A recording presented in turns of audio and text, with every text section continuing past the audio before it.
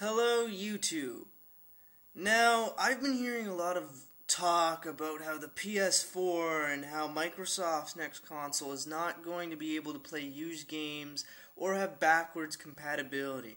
Now, the backwards compatibility thing I can easily see, for I have talked to Nintendo and Sony representatives at press events, and they have told me, and this is coming directly from employees of the company's mouths, keep that in mind, that Sony and Nintendo hate backwards compatibility. Now, that doesn't seem so far-fetched when you really think about it. Keep in mind that if a console has backwards compatibility, that takes sales away from the previous console, and traditionally speaking, most of the time, older consoles are still being supported while the newer consoles are out. Now, Microsoft kind of stopped that with the Xbox 360 because when the Xbox 360 came out, support for the Xbox virtually dropped completely. And same thing with the Wii and the GameCube, because once the Wii came out, the GameCube had one more title, and that was Twilight Princess a month after the Wii version came out. Now, the whole not having used game support kind of seems a little far-fetched to me, because it would be a bad business model, because obviously people wouldn't support the console because it defeats the traditional console ways, if you will, because everybody in the old days used to take their games over to their friend's house and play the games, or they would rent the title, and if they liked the title, they would go out and buy the title. Now, if you ban used games, then you obviously can't rent titles, which granted doesn't happen these days as much, but back in the day, it was basically your main source of advertisement, kind of. Yes, you did have the TV commercials, but you had to rent a game before you could like it, because there wasn't really much gameplay footage or talk about the game other than the commercial. So renting games was a way developers and publishers would sell their games.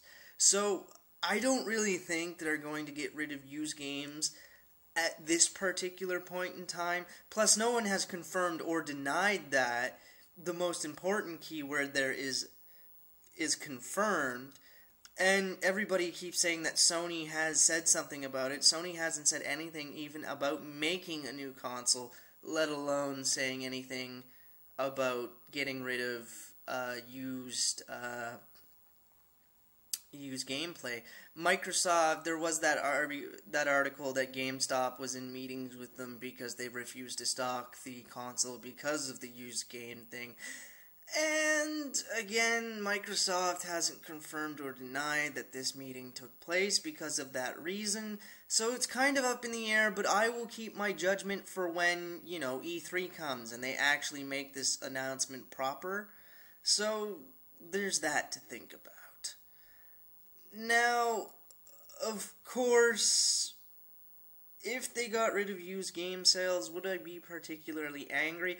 I don't think I'd be as angry so long as games actually drop the hell in price. Because there are those games that will stay $60 for the time it's released till the time it's no longer available, and then the price gets way jacked up. And used game sales tend to bring down the price. Sometimes they do, sometimes they don't, depending on who you're going to. But the price does drop. Now, if prices are lower than $60, actually, I don't mind paying $60 because I remember paying $80 for a game, because here in Canada, there was no such thing as a $50 game. I don't know why, and I don't care. I've never heard of a $50 game in my life unless I got it used or, a sale happened. But there was no such thing as $50 games here in Canada.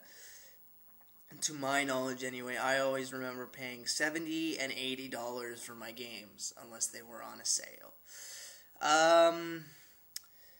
Now, that being said, if prices were lowered after a substantial amount of time, then yeah, I wouldn't mind having only new games. I don't trade games in. I don't sell games to people. I rarely let people borrow my games because there are those instances where you let somebody borrow it and you never see the game again. That has happened to me one too many times for me to warrant letting people borrow my games. It's unfortunate, but that has happened.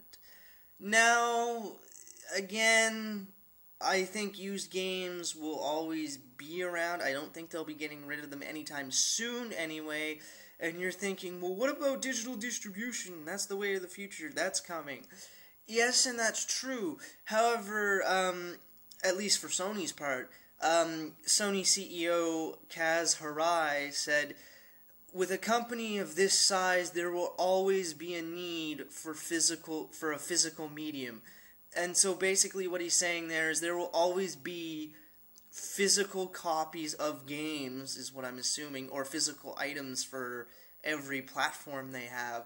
So while they may be able to go into some sort of digital here and some sort of, but they will always, to me, what he was basically saying is they will always have a physical copy of every game they release. So with that in mind, is digital distribution the future? Possibly. But is physical media going to die completely?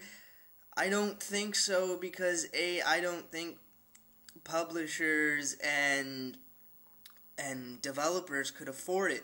Because if you've noticed, Steam for the most part still has the same prices, and other digital places still have the same prices as their retail counterparts, and some games never drop in price. Now, of course, there are reasons for that. One, especially with Steam, which is the world's largest digital distribution front. Now, you could argue that the iTunes Store is, but for games, it is Steam. The iTunes Store does not offer AAA titles. It offers, indie games or iPhone games like Angry Birds and stuff. So the thing is, publishers, with the exception of Valve on Steam, have to pay Valve a certain percentage of the money they sell their game for. Now, Steam also has sales all the time, and I'm guessing that's coming out of Valve's pocket. That's not coming out of the developer's pocket. That's kind of a gift from Valve to the community and the supporters of Steam. But still, publishers have to pay a certain amount to Valve for having their service on Steam, and it's the same thing with Origin. You want to have your game on Origin, you got to pay EA a fee, and so on and so forth. PlayStation Network, you got to pay Sony a fee, and so on and so forth.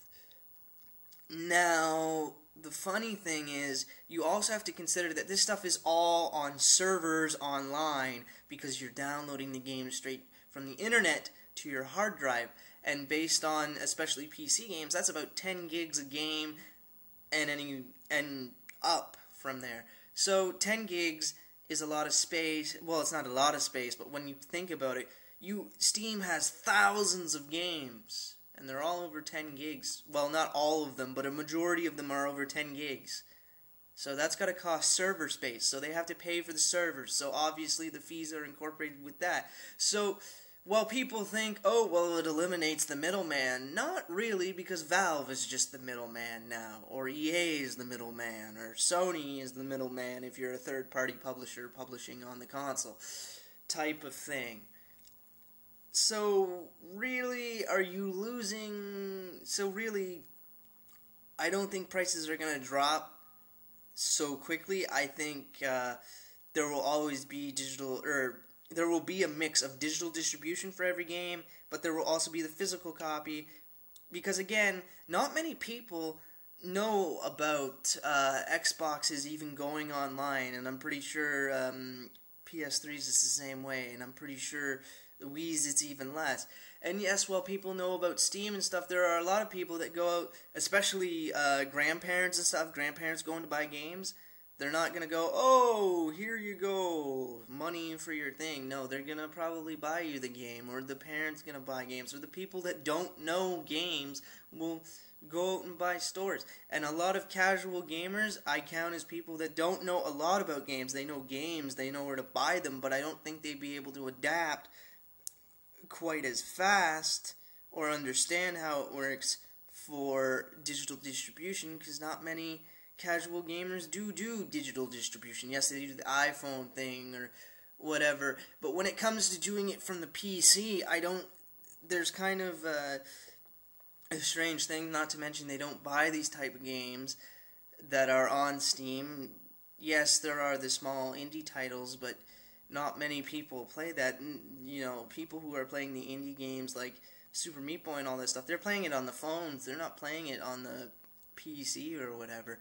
So that's kind of my sort of niche on whether the used game thing will drop, and on the faces of games, if you will, the future of gaming, if you will. Of course, we'll find out more at E3 and Gamescom and TGS later this year. But for now, I don't see the used games being blocked, and I don't see physical media dying, and I don't see other things, but only time will tell. I hope you have enjoyed this video. Rate, subscribe, share the video, and I hope you all have a fantastic there I go again, a fantastic day, and I'll see you here next time on YouTube.